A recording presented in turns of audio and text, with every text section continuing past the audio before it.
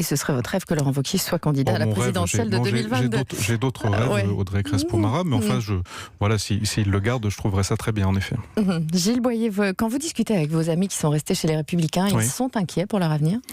Oui, ils sont très inquiets parce que ce que je viens de vous rappeler, c'est-à-dire qu'ils perdent des électeurs à chaque élection, c'est quand même pas une bonne tendance. Je rappelle souvent, il y avait 360 députés en 2002, il y en avait 300 en 2007, il y en avait 200 en 2012 et maintenant il y en a 100 en 2017. Donc à chaque fois, ils perdent des députés, ils perdent des élus et ils perdent surtout des électeurs. Voilà. Est-ce que votre messagerie est saturée d'appels d'élus républicains qui souhaitent rejoindre la majorité présidentielle ? Non, mais on a noté, saturé c'est beaucoup dire, mais il y a eu un mouvement depuis dimanche, en particulier d'élus locaux, de maires.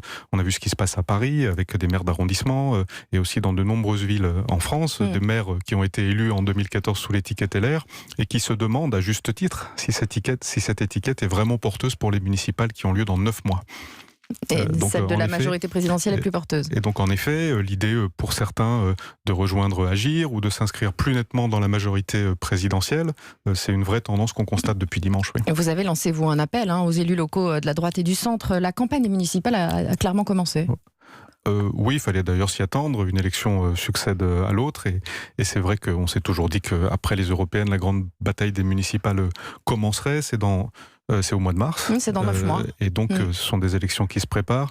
En 2014, ça a été un très grand cru pour la droite, les élections municipales. Donc, on va voir comment on se positionne. Et la République En Marche n'existait pas à l'époque. Non, c'est vrai. Nous ne pouvons d'ailleurs que gagner des parts de marché, la majorité présidentielle. Ce qui est important, au-delà des partis politiques, c'est que la majorité présidentielle se renforce. Un maire qui sera réélu avec l'apport de la République En Marche et du MoDem, ce sera un allié du président pour 2022, et un maire qui sera réélu sans le rapport, ce sera un ennemi du président pour 2022.